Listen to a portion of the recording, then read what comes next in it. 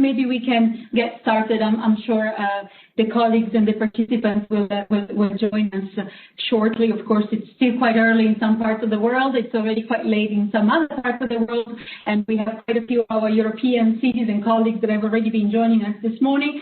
But I think we can get started.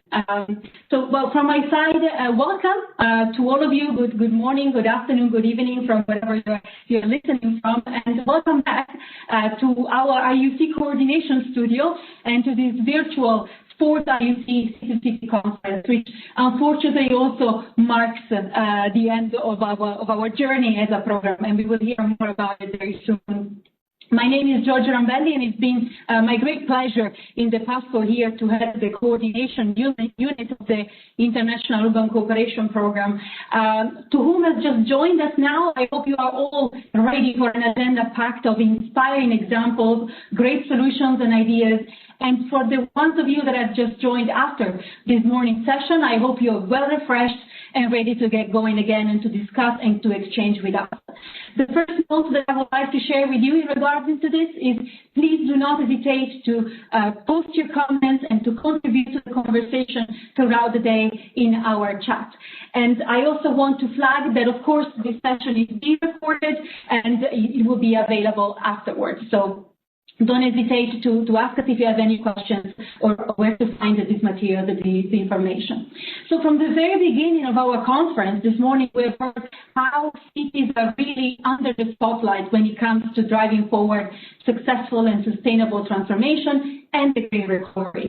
They are not only a primary hub of economic and cultural activity, but they function as administrator and a service provider in a world that is becoming increasingly complex, where all the issues, societal, economic, environmental, are all coming together across sector in a very interlinked. They are not only service providers and administrators, but also the closest interface to our citizens. And they have to take to lead by example very often, as well as trying to foster and support behavioral change in our communities towards a more sustainable patterns of consumption, towards more sustainable mobility, and so on and so forth. We will have the possibility today to really dig more into this conversation and to discuss not only how they can contribute and drive the green recovery, but also to talk about how the long-term strategy are shaping up, in particular in regards to reaching the objective of climate neutrality. We will discuss challenges, and we will also, of course, share a lot of solutions that are being implemented. And to take us as a first step into our journey of discussion today, is my great pleasure to introduce to you our first keynote speaker of the day, Mr. Eero AILIO. He's an advisor for energy transition and local governance in the Directorate General of Energy of the European Commission. Eero, the floor is yours. Thank you, Giorgio, and morning, afternoon, to all the group here. You will recognize that I am not Katarina Sikov, whose name you may have seen in the agenda. I'm actually his policy advisor indeed. And Katarina, unfortunately, was not able to make it. She was called to a meeting by our big boss just last night. So here we are. But it is still going to be a good and very great pleasure for me to take over this and give you a couple of thoughts about the climate neutrality issue. So, first of all, I hope you are all well. I mean, physically well these times, and it is really a great honor actually to be here now in the closing session of this IUC program, and I want to welcome particularly those speakers and listeners and influencers, I would say, particularly the ones who are coming from, joining us from the American continent, as the clock allows that at this hour. The morning session on green recovery went very well, and there were lots of high quality interventions by our Asian and European friends. And when I look at the program this afternoon, so I'm pretty convinced that our session on climate neutrality will succeed equally well, if not better. The topic of climate neutrality could not be more acute and more important. This is the pride of our policy, very much in Europe, also beyond. It's actually a kind of a social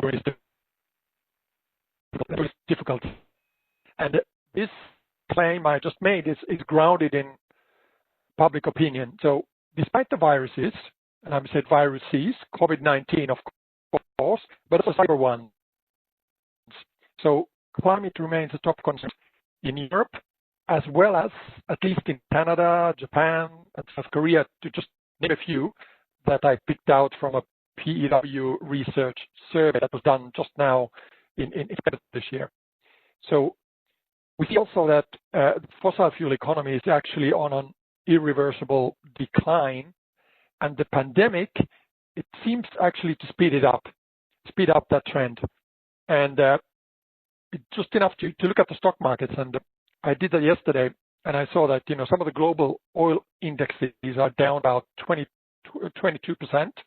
since January, and the share prices of some of the big oil and gas companies have fallen between 30 and 45% this year, naming things like Exxon, Shell, Petrobras, and these kinds of things. So on the side of coal, things do not look much better. So coal is living on borrowed time. And the forecasts done by International Energy Agency and also Bloomberg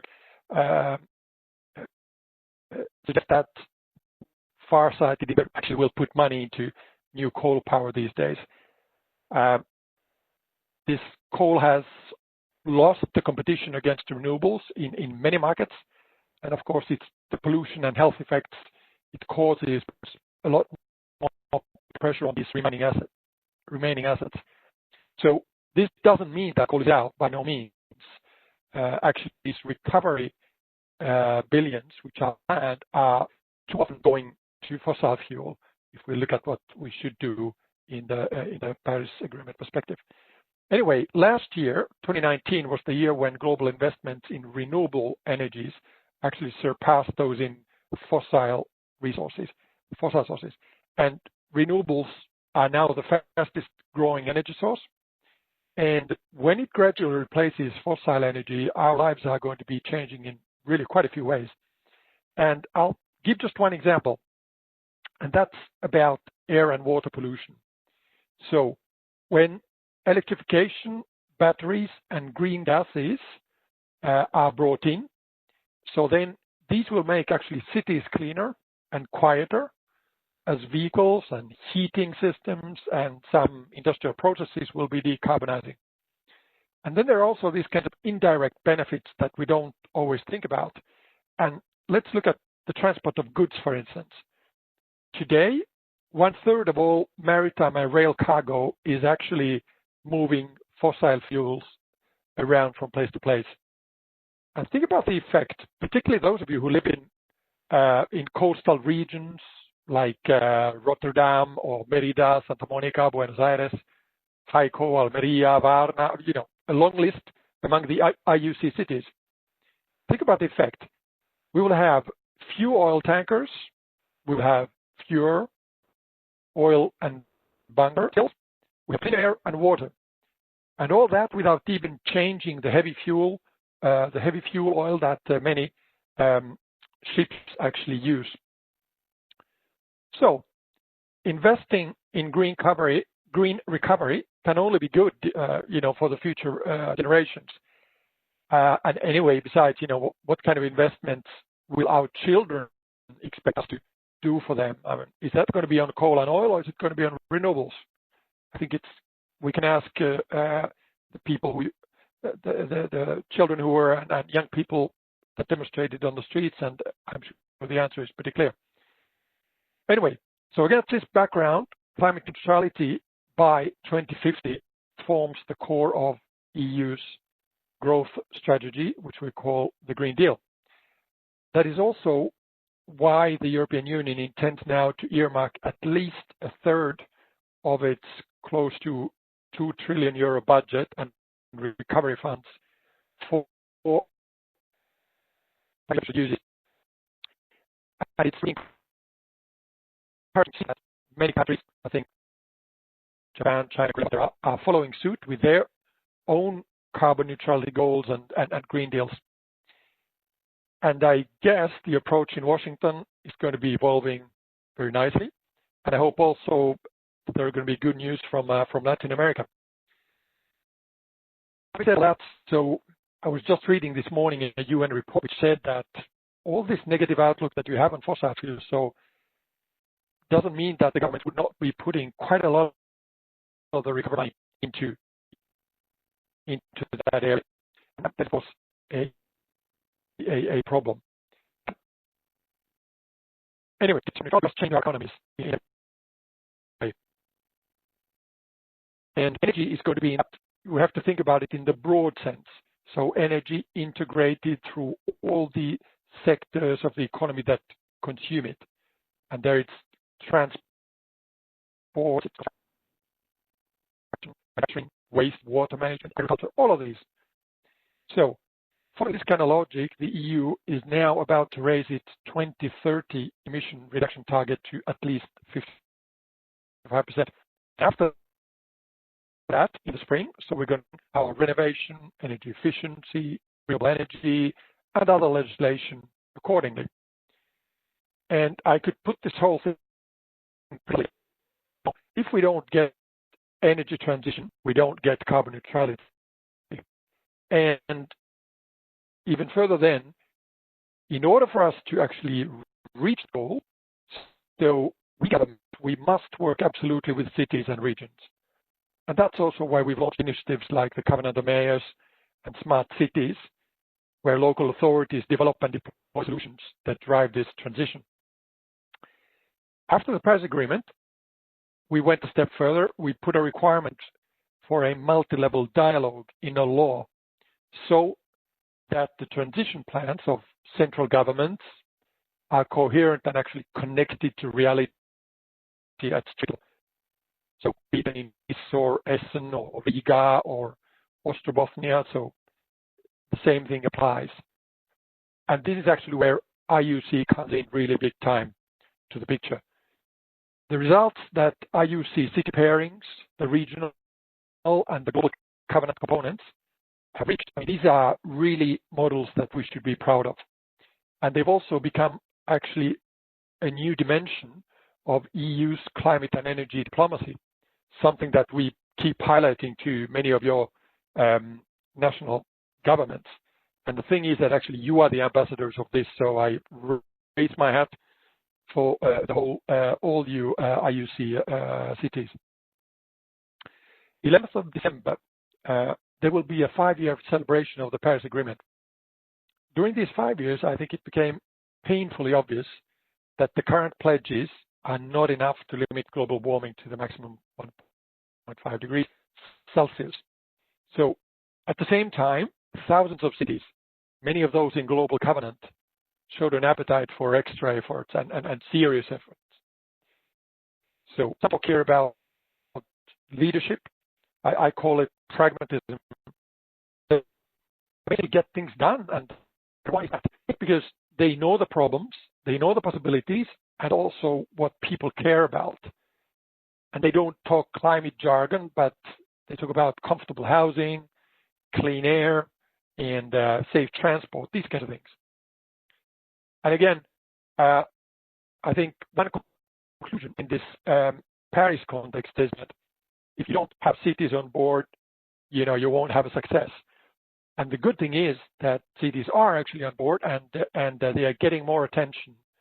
So we're moving towards, in a cooperation mode towards the agreement goals, and the cities are the ones that are going to be here filling ambition gaps.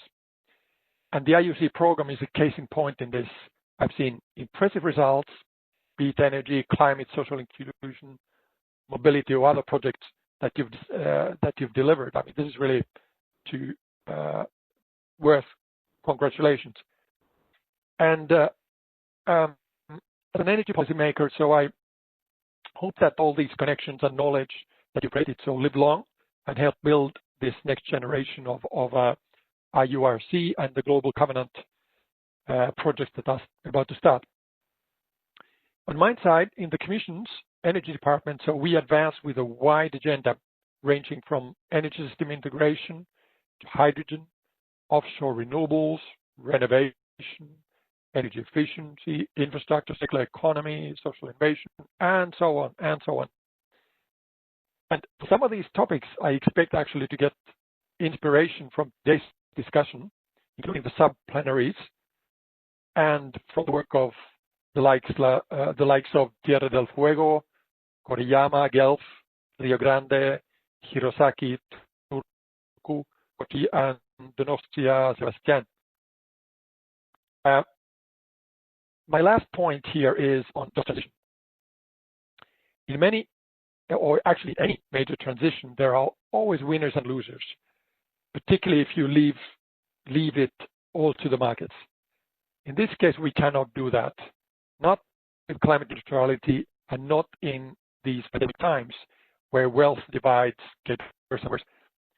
Therefore, on the EU side, we decided to help the coal regions to transform their economies and reskill their workers to future-proof jobs. This is really a fairness issue like energy poverty, and we need to keep everyone on board. However, it's also a global problem that needs cooperation, and I would expect that Edmonton's experiences from the oil sands, and maybe also those in the mining regions of Silesia and Minas Gerais,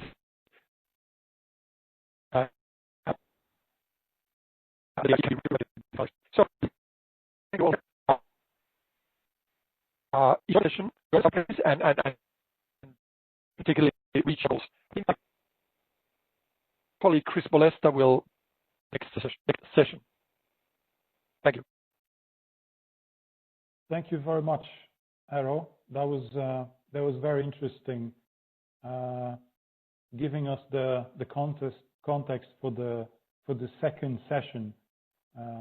We've heard from Georgia and from Eero that the morning session was really interesting. So I don't want to pile up reminiscing on the first session. Let's dig in and go into discussing the topics that are even more important in the greater scheme of things, because the first session was on the short-term challenges and on how the cities have to cope with various issues coming up. But we have to remember that the long-term objective remains the same.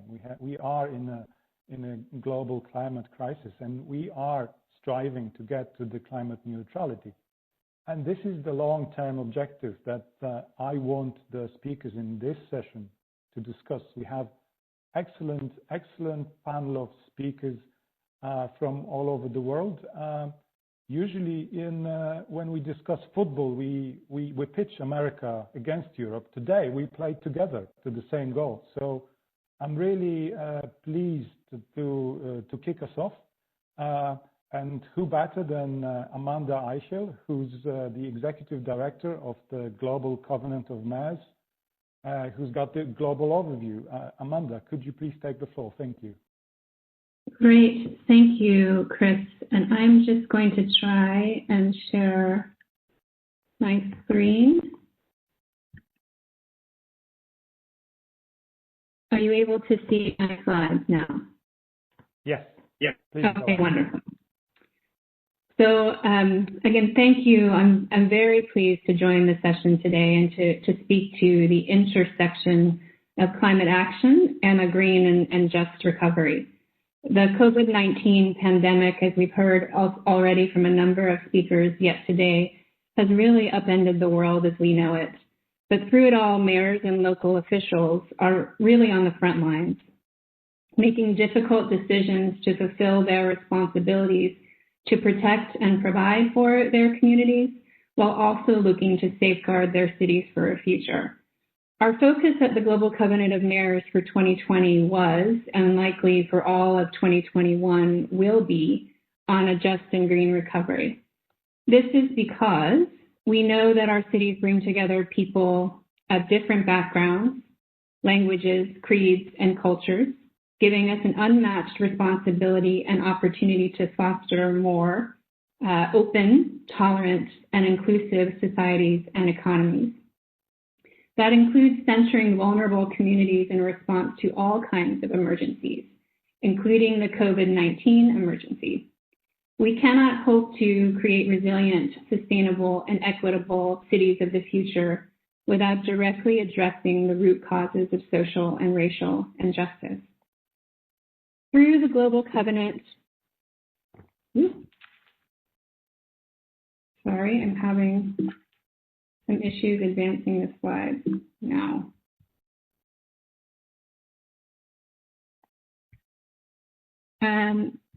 I don't know, Chris, I'm sorry, I don't know what's happening, but I'm no longer able to advance the slides. Is there... Unfortunately, I cannot help you on this. Okay. Let's try again. Maybe we can. All right, let's try this. As usual, the global effort. Indeed, here we go. Okay, very good. So through the Global Covenant of Mayors for Climate and Energy, you've already heard as well from Eero, thousands of local governments, city and municipal governments of all sizes and across all geographies around the world have already made their own climate action and sustainability commitments and have also identified specific sectors where they are well positioned to act, including waste management and circularity, urban mobility, decentralized energy, sustainable buildings, and land use, including green space. Importantly, many of these sectors also represent a significant opportunity for job creation, particularly local jobs, as well as those through small and medium-sized enterprises that are so important for local economies and need to be part of green recovery packages. The clear leadership from mayors across the world is compelling national governments and member states to do the right thing, as you've also heard from the EU perspective, and to join together with cities in partnership. On the eve of the anniversary of the Paris Climate Agreement, the UK and Chilean climate champions have launched their Race to Zero. In addition to continuing to elevate city action through the Global Covenant of Mayors and each of the regional and national covenants, the Race to Zero and the Race for Resilience will create a platform to showcase city ambition at COP26. This is our opportunity to ensure that city voices will once again be heard heading into next year's UN Climate Conference, but that we equally consider recovery and resilience. We're also pleased that once again, cities will show concretely what can be done when collaborative action matches ambition and includes a focus on a just and inclusive transition. The Race to Zero also reaffirms a strong basis in science, which policy agendas firmly rooted in scientific evidence, but also understanding the opportunities for our communities to thrive. So I'll just close with the recognition that while commitments are important, implementation is where the battle will ultimately be won, and cities need resources in order to ensure that their ambitious commitments can be fully realized. This is why the Global Covenant is focused on mobilizing resources related to science and technology, finance, and data, working with all of our partners from around the world, global and local alike, including the IUC program. The support that the IUC teams have provided through regional covenants has allowed the Global Secretariat to focus our efforts and work collaboratively to support the growing number of cities making ambitious commitments. I look forward to now hearing from the real heroes in this fight, the city officials who are on the front lines in the battle of climate, COVID, and the recovery crises. Thank you.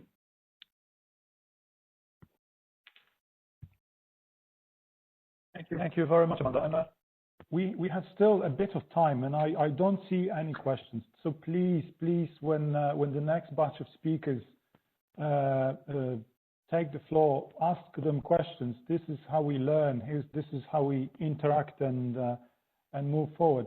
But if there are no questions, then I might use this opportunity and ask this one to Amanda. How big is the change in the US? How big it could impact the way the cities gather under your umbrella? Do you think it will matter at all, or the process could speed up? Well, I think we should also hear from the U.S. cities that are with us today on that. They'll have a much better sense of the direct implication. But I think what we've seen is that there are already hundreds of U.S. cities who have made a climate commitment and have done so in the absence of U.S. government support. What is really exciting is to see what can happen with more of a collaborative approach to climate action. And I think there's no I would hesitate to suggest that there's any slowing down of those city commitments. We still need to see a strong voice from cities. But my hope is through a supportive U.S. government that will actually see more happening in terms of the implementation and the action on the ground that all of those cities have committed to in terms of their incredible ambition. So what I would hope to see is actually a speeding up of the implementation side and moving from beyond those political commitments, what you've already seen, and the incredible ambition that many of those cities are already showing. Great, thank you very much. Okay, so let's, thank you very much, Amanda. Once again, I'm encouraging everyone to ask questions. And now let's move to the panel, to presentations from our cities. And I guess the first city to present is Turku. So can I please have Risto VEIVO with his presentation? Please take the floor. Thank you so much, and good afternoon, dear colleagues and partners. And I hope I'm now able to move. Yes. Yes. Yes. That was a very fast presentation. Now I have my slides. Thank you. Thank you. That's helpful. So I'm from the city of Turku, which is the oldest city of Finland. We will be officially 800 years old in 2029. We are a city of approximately 200,000 people, a center of a region of 350,000 people, and I'm climate director at the central administration. The common framework, the Race to Zero, science-based targets, cooperation were already mentioned in the keynote and in the introduction, and I can just echo how important it is that we are working with shared frameworks together so that we can compare our work, our achievements, we can share the lessons learned, and Turku has based our climate action on the model provided by the Covenant of Mayors, and we are an active member of the global covenant as well. And by using this model, we have been able to successfully address both mitigation actions and adaptation at our city. We have a 10 years history in Covenant, and this year we were actually awarded the European Covenant of Mayors Award, which we are very proud of. And of course, we are reporting annually through the CDP EICHEL network, and we have an anonymous support from our city council for our ambitious climate goals. We have had the pleasure, in particular, to cooperate with the city of Nagano and town of Obuse within the IUC framework. We also enjoyed a good city pairing with Bologna in the covenant twinning, and all this has been much appreciated and is very, very useful for us. We really appreciate and need these shared frameworks. Our climate goal is very ambitious, but we have good grounds to be ambitious. By this year, we have already almost halved the greenhouse gas emissions scope 2 from our city area. And we are aiming at carbon neutrality by 2029. And we have also an explicit goal to become carbon negative, or rather climate positive, after 2029, meaning that our area will no more warm the climate, but will have a net cooling impact. There are many elements. The 5 minutes does not allow me to go much in detail here, but there are many elements on how we are going to reach carbon neutrality, energy transition being a key, sustainable mobility, a sustainable urban structure that supports support the energy transition, energy efficient living, sustainable mobility.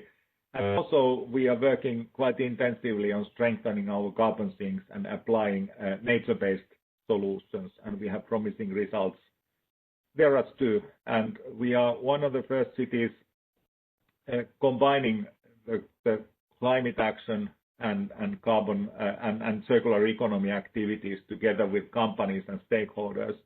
And we are also engaging our citizens, in particular youth, but actually all citizen groups, for an 1.5-degree lifestyle approach and campaigning. The climate actions have many benefits for the area and for the citizens. We have decarbonized the economy during the last 10 years remarkably.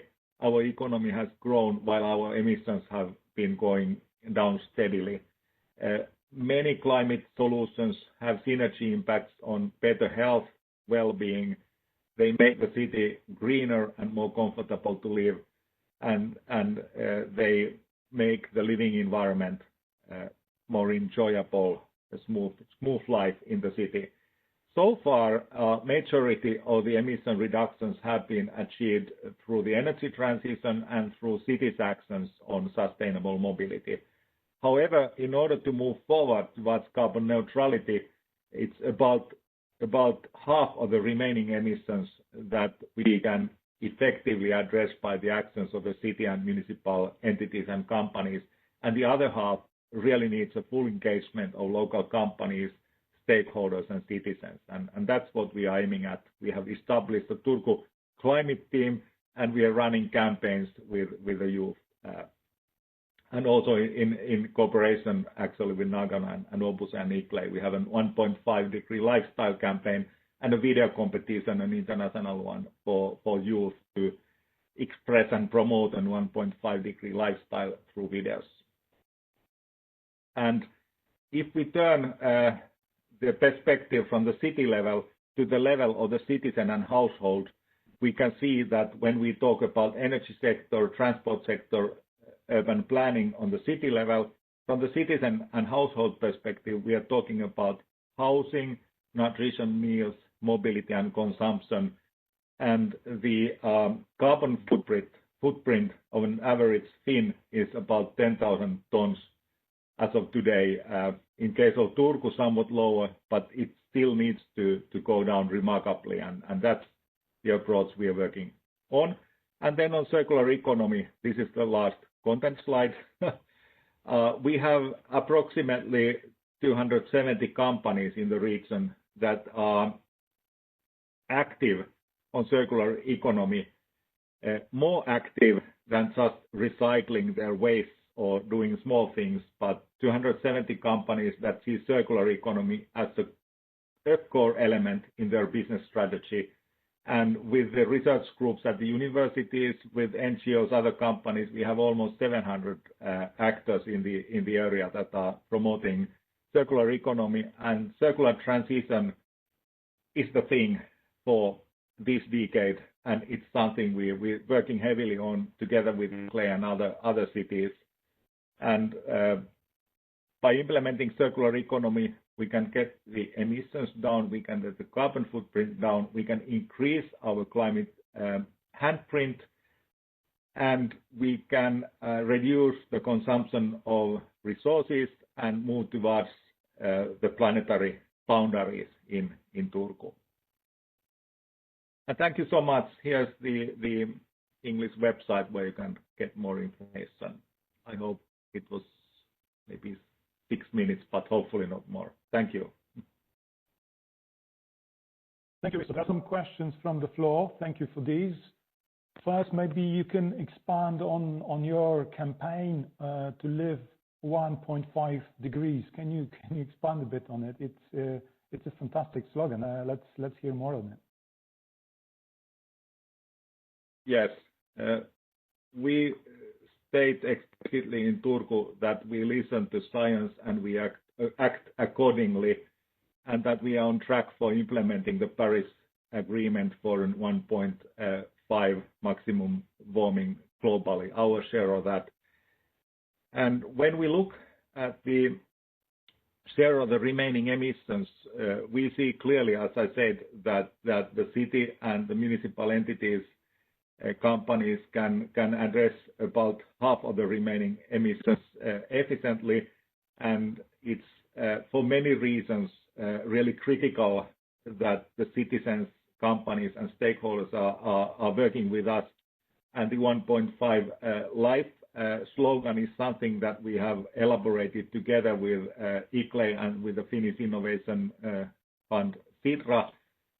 And the essence there is that we are helping the citizens and the companies in Turku to find solutions to make it possible that everyday life and everyday business, everyday living and action is within those planetary climate boundaries of, say, 1.5 degree warming. And we want to keep up the spirit and implement this key objective of the Paris Agreement locally.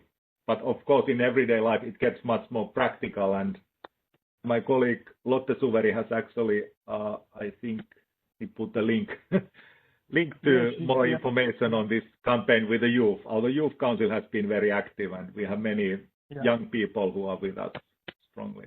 And you mentioned stakeholders and how important they are in your actions. Could you tell us what do they get from this? Is it just reputation, or there's some kind of, I don't know, taxes or some kind of other benefits? I think that we create the benefit really together when we are transforming our area to a more to a greener economy, to a low carbon business model, and to circular economy. We have a growing reputation in Finland, but also to some extent on the international level, and we are adapting to the changing operating environment of businesses. So that, for instance, maritime industry, which is the biggest cluster in Turku, for the last 7 years, all the new vessels, and there have been several huge passenger car ferries and cruise ships coming out of the ship docks in Turku, they are all low emission vessels using liquid natural gas and having very strong environmental management systems in the vessels. And for instance, in the shipping in Finnish context, in Nordic context, this seems to be really the best way to be competitive in the market. Just as an example, but it does apply to smaller scale, bigger scale, to different branches. And actually, companies in Turku can take part in our climate plan. They can take part in the implementation. We have a so-called climate action cards, or SECAP, Sustainable Energy and Climate Action Plan cards. It's like one A4 in Excel format. It includes the very basic descriptions of their actions. For instance, we have one shipping company operating regionally here, and they are developing vessels that have low consumption of fuel and that can use recycled vegetable oils as fuel. And this is, for instance, one climate action. Or we have a taxi company that has transformed itself into completely electric vehicles, and that's one climate action, just to give you some examples. Or our university is aiming to be carbon neutral by 2025, and that's one climate action. So we have a flexible model where different actors can join, and they are all then part of Turku climate team, where we have a Finnish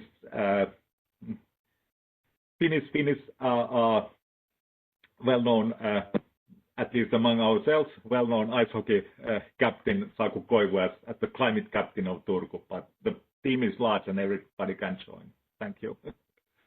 Thanks a lot. And I think that will, give us a nice switch over to Canada. When you mentioned hockey, Canada is also big on hockey. I still remember from my young days Edmonton Oilers as one of the teams. And now we have Maurya BRAUN. We can go actually to Canada emission free. The floor is yours. Please go ahead. Thank you. I'm just going to share my presentation. Can you see that? We can see the first slide, but I guess this is the... Yes? Okay. Good afternoon, and thank you for asking me to join you today. I'm delighted to be here. My name is Maurya BRAUN, and I work for the City of Edmonton in Alberta, Canada. I was also fortunate enough to participate in the IUC city pairing between Edmonton and Riga, Latvia in 2019 and 2020. I've entitled my presentation, Building the Path from Oil Sands Capital to Carbon Neutral Economy. So let me tell you a bit about where I come from. Edmonton is the capital of the province of Alberta, and since the 1940s, oil and gas extraction here has been so profitable that we are the only province in Canada that still has no sales tax. We get about 10 billion Canadian dollars, or about 20%. Oh, I'm sorry. This is, my slides are advancing. Can I?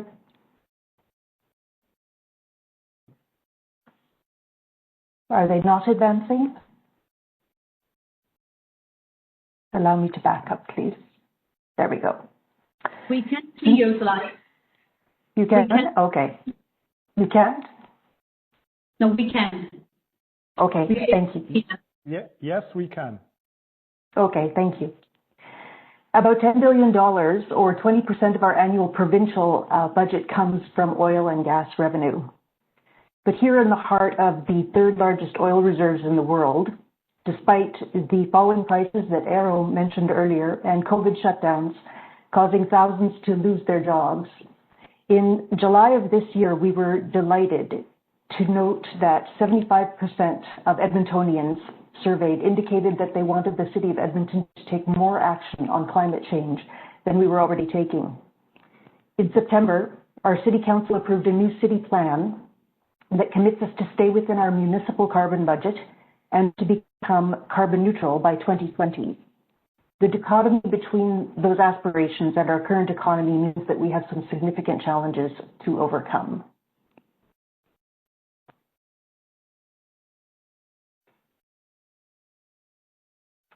One unique challenge that we have in Edmonton is that our plentiful local fossil fuels are very inexpensive for consumers. This picture shows the price last December of unleaded gas at 92 cents, or about 0.6 euros per liter. These headlines, whoops, I'm unclear as to which presentation you're seeing, so my apologies if this doesn't line up perfectly. These headlines show how people reacted when the price rose by 7 cents, or 0.04 euros. I should be on slide 2 now. If someone else is controlling Maurya, if you can please share your power. Yeah, sorry, if you can please share your PowerPoint. This is the backup we had. We still don't see your slides. Exactly. That's good. Thank you. Okay, thank you.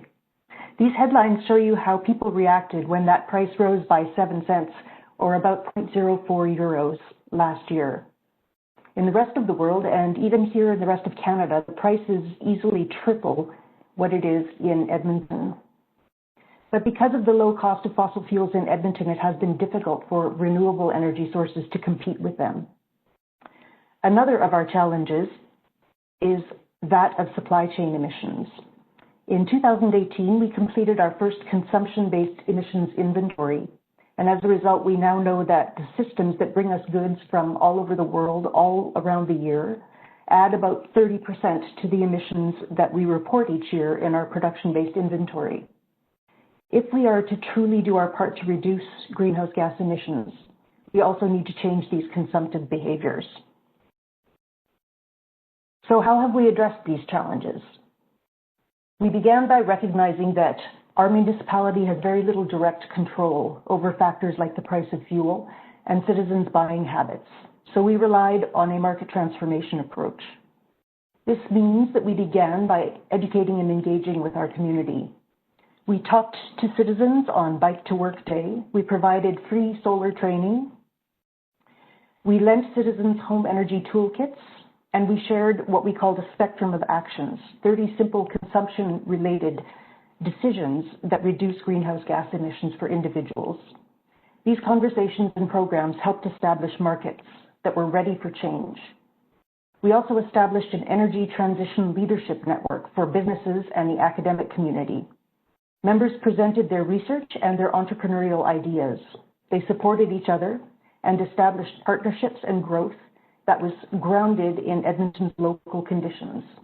It provided encouragement for changing the status quo and meeting the needs of our new market. We then began offering financial incentives for home energy audits, retrofits, and solar PV installations, e-bikes, and e-vehicle chargers.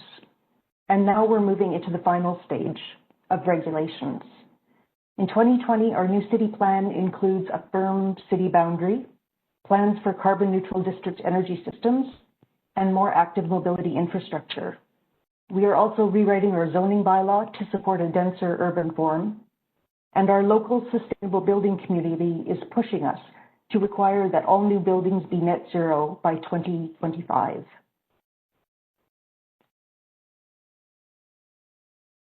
Two lessons that I would like to share that we've learned are as follows. Number one, educate before you incentivize new technologies. Once people understand the benefits of changing to renewable fuels, for example, your incentives go much further, and you will need to invest less before seeing the scale of change that you require. You might also see corporations benefit from this education and come forward to support you. In Edmonton, a major builder now installs solar PV systems as a non-negotiable feature of all of the new homes that they build. Number two, monitor your progress in three ways. Firstly, complete GHG inventories so you can see the long-term high-level trends. Secondly, set goals for individual programs and track them at a scale that allows you to measure their effectiveness. Adding solar installations won't make an immediate dent in your greenhouse gas inventories. But if you monitor the number of system installations over time, you'll be able to see how education and incentives impacted people's decisions, and you can tune your programming accordingly. Finally, stay in tune with your citizens' attitudes. We take annual surveys of our population, and their ongoing support of our work is a solid fact to fall back on when bringing funding requests to our City Council.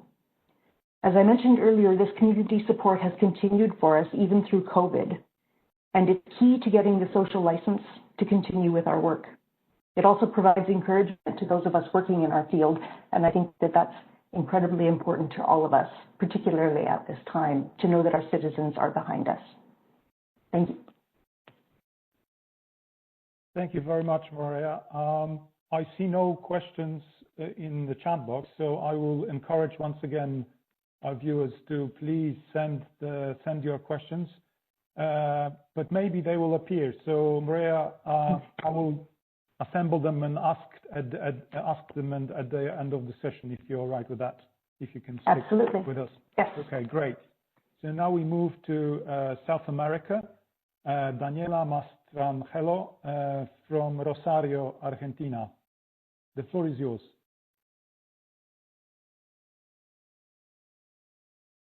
So, I share my screen. Can you hear me well? It's very, very silent. So if you could, I don't know, speak closer to the mic, maybe? Okay.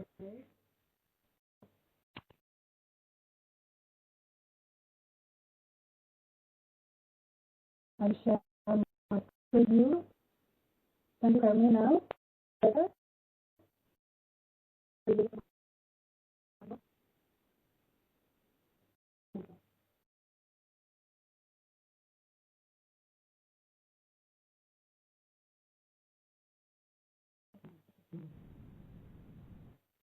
Sorry. Give me a minute, please, and share. I think we might have some issues with the connection. May I ask colleagues in the coordination unit whether they can perhaps share the content, so there might be some bandwidth for Daniela.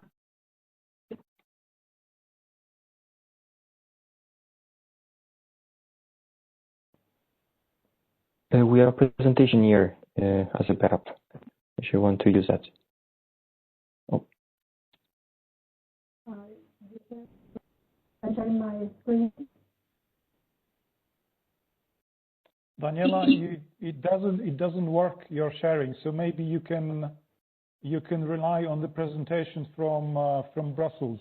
The colleagues have it and can share it for you if you don't mind. Is that okay? Yes.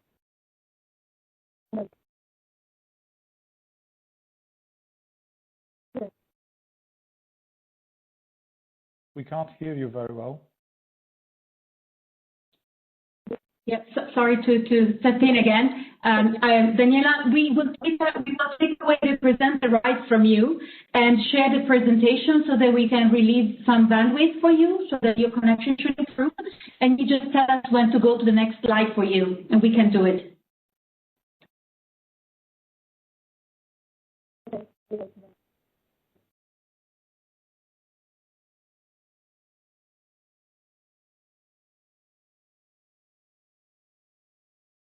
Go ahead, Daniela. Okay. Okay,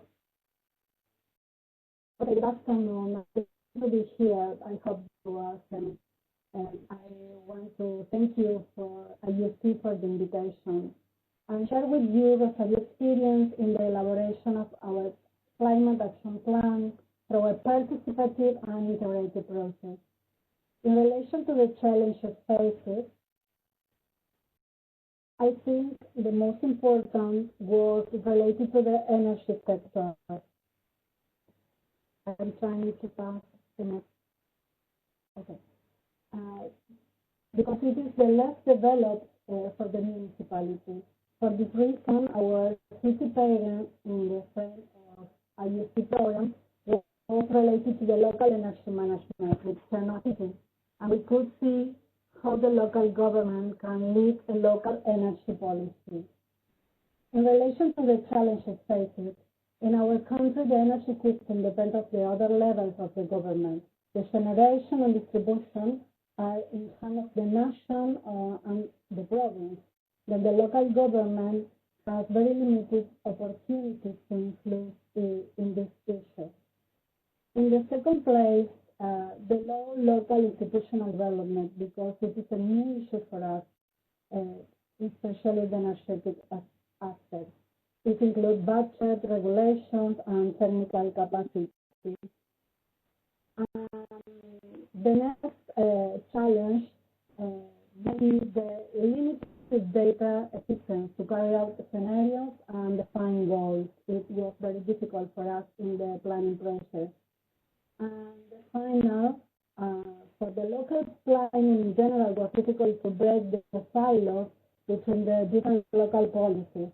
Our plan is organized by sector like waste, transport, energy, water, biodiversity. Each axis has mitigation and adaptation actions. In relation to the solution implemented, we define actions to land opportunity to national or the province policies for the competence in this level of the government. Also, there are lots of other actions which depend on the local government. In the second place, we break the silos between local policies. We carry out a participative and integrated planning process with multi-stakeholder sizes and dialogue. And in the third, we use planning tools like CURB, developers for 340, for defining scenarios and goals with the help of place, but it was very inaccurate due to the limited data availability. Further, we joined international programs like IUC, and now we are part of 100 renewable energy from clay for support and to accelerate the implementation of our climate action. In relation to the solutions and lessons learned, we definitely need more multi-level dialogue, more articulation with national and the province government. We are following the national province policies and agenda, but there are spaces where the local government are called for articular action. Nowadays, the project 100 Renewables promotes a national group to facilitate the dialogue between the local policies and the NDC of our country. We are very hopeful with this process. We think that it can improve the relation between local and national policies. The second lesson may be that the project focuses in the territory at the ones which have more opportunities of integrated planning. Projects like local food production in urban and peri-urban agriculture, or basin management for green areas protection and prevention of pollution. In the third case, without ignoring the economic post-pandemic situation that is hard for us, we should lead actions oriented to reduce environmental impact.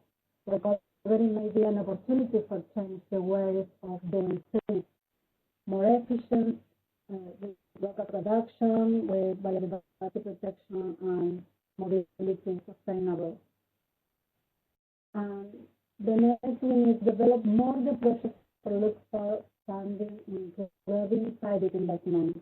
We need to find funding for our process. We need more commitment and participation of the citizens. So we developed spaces in participation with the community, the different sectors, but we will be continuing with that way of the implementation of the process. And finally, we need more input and more flexibility in the goals. We recognize the importance of the goals, but sometimes it's not possible for us to take a serious commitment in big uncertain scenarios. In the future, we are using more simple methodology, more appropriate for us and for our context. Thank you. Thank you very much, Daniela.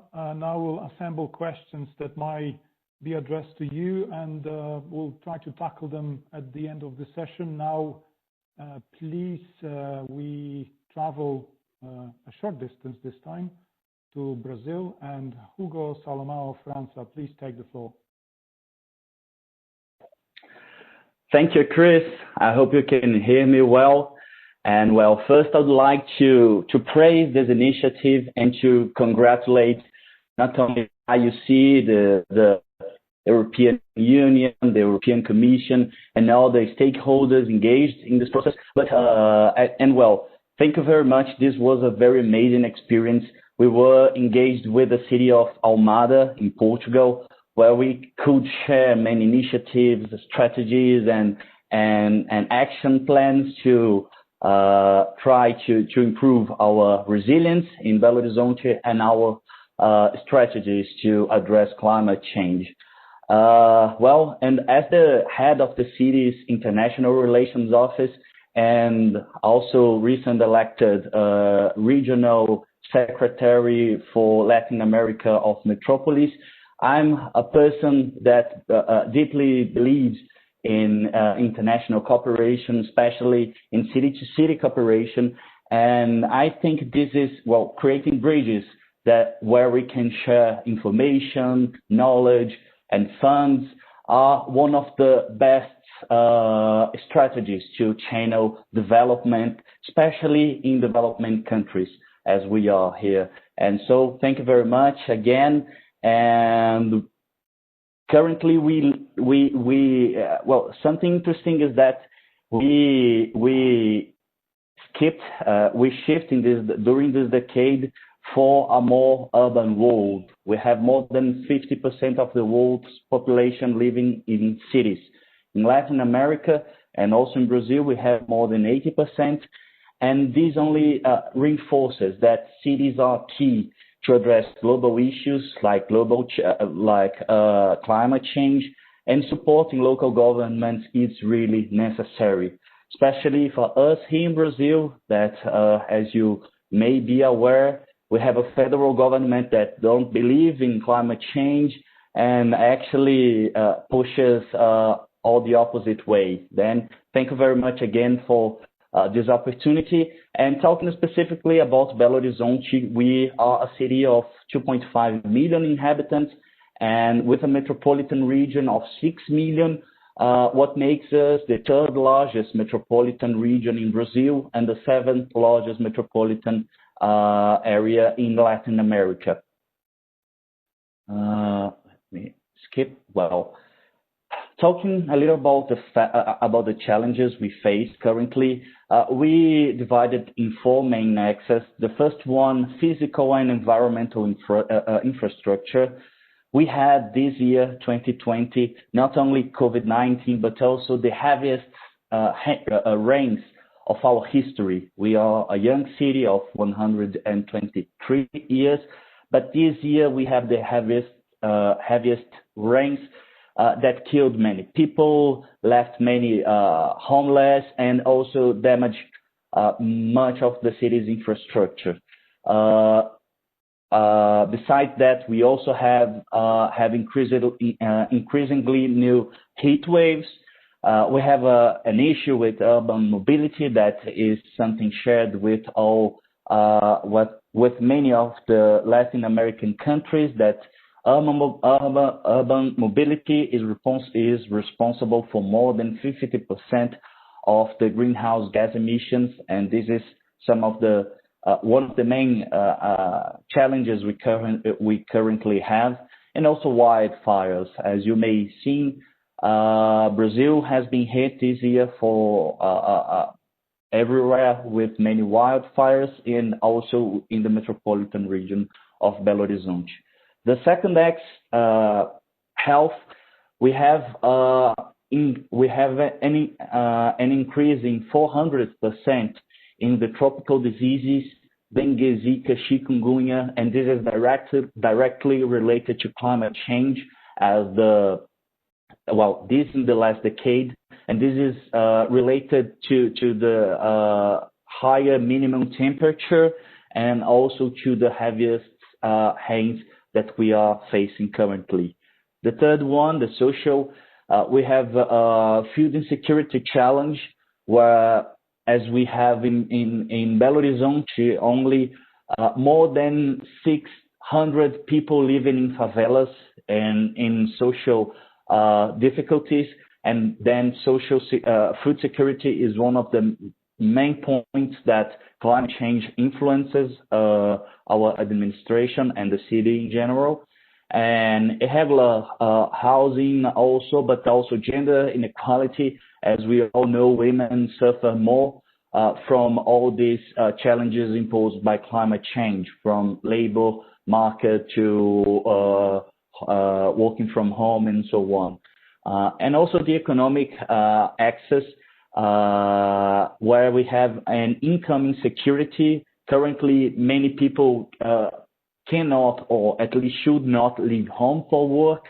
And we have in Brazil, but also in general in Latin America, more than 40% of our labor force is informal, and this is a huge challenge.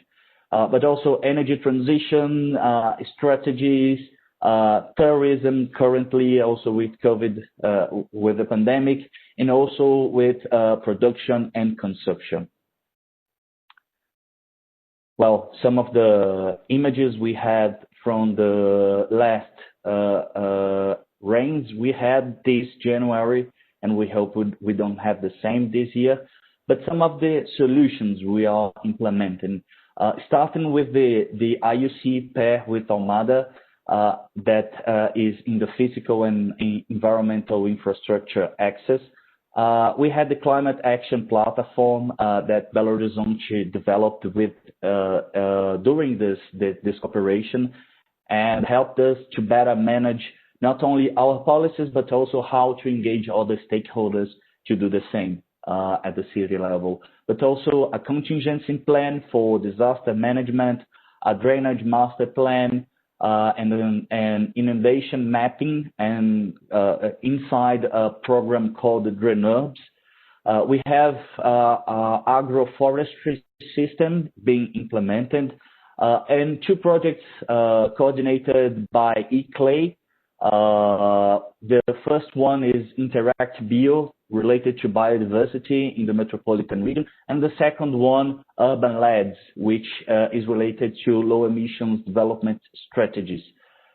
In the economy X, we have the replacement of points of public lighting by LED lighting, reducing the consumption of energy and also saving money. We have the urban LEDs, as I mentioned, in a project where we are implementing solar schools, solar panels in public schools. We have also strategies and solutions related to circular economy. As long as we recently joined the Fab City network, a network that praises to create local productive and global connected cities, and also a strategy to implement the SDGs and the 2030 agenda in the favelas, bringing more economic development. In the social axis, we have agroforestry systems, as previously mentioned, and urban agriculture strategies, and the structural program in risk areas. The last one, the health, we range from studies to face dengue, Zika, and chikungunya, all those tropical diseases, but also monitoring the potential of spreading to avoid new difficulties. Well, the solutions implemented have three main backgrounds or programs in the background. The first one is the new master plan that it was created last year and is based completely in the SDG 11 and in the new urban agenda. Then we have this new strategy or this new master plan following the main global strategies on the matter. The second one is the program Horizon 2030, and this one is engaged with the localization of global development milestones like the SDGs, the new urban agenda, the Paris Agreement, the Sendai framework, and other global commitments at the local level. And the third one is the municipal plan to reduce greenhouse gas emissions, called PREG. We also received some prizes, just to mention two that we received last at the Brazilian capital of Planet Hour of WWF in 2019, and the CDP series as the Latin American leader in climate actions and transparency. And to finish the lessons learned, first one was the working in networks, international networks as UCLG, as Metropolis, as ALAS are really important, especially for subnational governments, because then they allow us to access technical and financial cooperations, but also knowledge, but also information that help us structure better public policies and find some solutions. And talking about solutions, trying to implement combined solutions involving public sector, private sector, the academy, and not and trying to be as broad as possible to have a better efficiency and sustainability as well. And also the global development milestones as the 2030 agenda, Paris Agreement, New Urban Agenda, as I mentioned. Those are the main roadmaps that we currently have, and those are the main principles and guidelines to achieve global sustainable development. Then if I can share one of the lessons that we have is to focus on those global agendas, try to work in a collaborative way and combine solutions with many different stakeholders in the city to have a lasting and effective strategy to address climate change and to help to achieve the national commitments to the Paris Agreement. Thank you very much. Thank you very much, Hugo. I think you summed up the session very well. In essence, the global cooperation, the global networks are really the key to getting us to where we want to be. And I think I will not expand on this. I think you did it very neatly. I didn't see any questions in the chat box. Yeah, there is one now. It's a very long one, so I'll try to hang on. Can you read it as well? So I will not repeat myself. Yes, I can. Okay. Yes. Okay. On the occasion, it was very project to bring the different conversation. Thanks. Well, sure. Well, thank you very much for the question and for the comment. In 2012, we received the ICLEI World Congress. I think it's still the only ICLEI World Congress that was held in the south of the globe. And in the occasion, well, Belo Horizonte has a history of commitment with sustainability and sustainable development. And regarding the question specifically, one of I think what is key is to try to engage all the important stakeholders. If we act alone or isolated as the local government and the private sector or the academy are not in the same movement, we lose efficiency, we lose impact, and we lose the quality of the work that can be done. And in this way, trying to structure initiatives. For example, I talked about the agroforestry strategies. We have the Environmental Secretariat working together with the Food Security Secretariat and Urban Planning and International Relations and Planning and Management to, on one hand, secure food security, and in the other hand, also reduce greenhouse gas emissions and reduce risks related to the floods. And I think this way of thinking, this collaborative way of thinking, might be key to have more efficient measures. I don't know if I answered. Yeah, thank you. Yeah. Thank you very much. I will ask two questions to finish this. And for more questions, I'll ask the speakers if you could share maybe your details in the chat box. That would be great. If not, if someone has a question to one of you, then please contact the organizers for the follow-up. But the last questions I want to address in this panel is one is to Daniela. And can you please tell us how you coordinate the climate plan with the urban development plan? Okay, Rosario has got an history in urban planning. The urban planning has a lot of components related to the climate protection. Then our climate plan recover these aspects of the urban plan and report the aspects related to the resilience and the green area protection.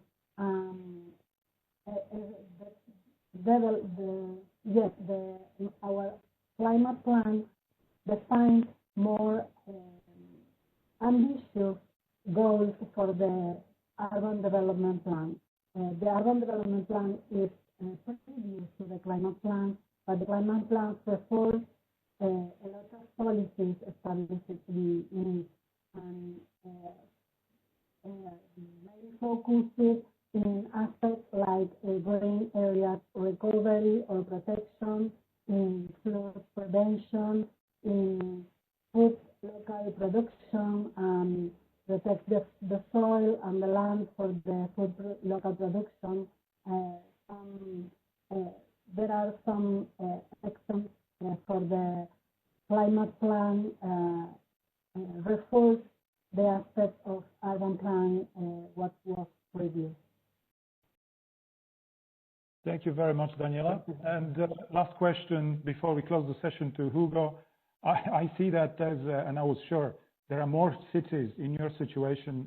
So what do you do? How do you secure finance, and how you convince citizens that there is a need to change if you have a situation like yours? I mean, the national administration is a bit challenging. Well, communication is key. Communication is key. And for example, currently during the pandemic, we also have a federal government that doesn't believe in the importance or the relevance of the pandemic. The president himself said it was just a little flu, and well, that it actually doesn't matter really much. And I think to have an open channel to communicate with the citizens is key, and not only in a way as bureaucrats as we are can talk, but being really simple, with simple sentences, with information that is accessible, and trying to in this way engaging people to the same movement. Then I think communication is one of the main strategies that we can try to implement, and especially when we have one situation as ours in Brazil, where different levels of government give different instructions to citizens. This is a challenge, and I cannot say that we are well. I think we are better positioned in this way, but this is a continuous process that trying to engage the most stakeholders possible, and also to communicate with the citizens to well be able to move forward. Thank you very much. This was an excellent session. Thank you, Hugo. Thank you, Amanda. My pleasure. Thank you. And Daniela, Risto, Maurya. And now I'm giving back the floor to Georgia to guide us through the rest of the day. Thank you very much. Thank you very much again to all the speakers, but also to our moderator, Chris, and a big round of virtual applauses to all of you for your great insights. So it is my pleasure now to introduce a little bit what will be the next phase of our conversation today, of our session. We will be splitting in sub-plenaries. You can see on the screen right now the different topics that we will be touching upon. We will look into multi-level dialogues. We will look into best transition. We will look at diversity, adaptation, and mitigation, and how they all interlinked. So you will be redirected automatically to one of these sessions. Unfortunately, you will not have the choice on your own to pick the plenary. We kindly ask you to please click accept or join on the pop-up button that you will see on your screen very shortly. Should you wish to change room afterwards, you can do so only after that you joined one of the plenaries where we have assigned. When you get there, you can exit the plenary, exit the breakout room, go back to the main room, where a colleague of ours we will be supporting you in being redirected where you would like. The final comment is we have one language interpreted provided in each one of the sub-plenaries. For multi-level dialogues, we will be able to provide also Japanese interpretation. Just Transition will provide Chinese, and biodiversity, adaptation, and mitigation, and their cross-linkages will be provided in Spanish. So we wish you all a great continuation of discussion, and we see each other back here in about 55 minutes. And of course, any questions, reach out to us in chat for the technical support. Thank you, and I wish you a great continuation of this discussion.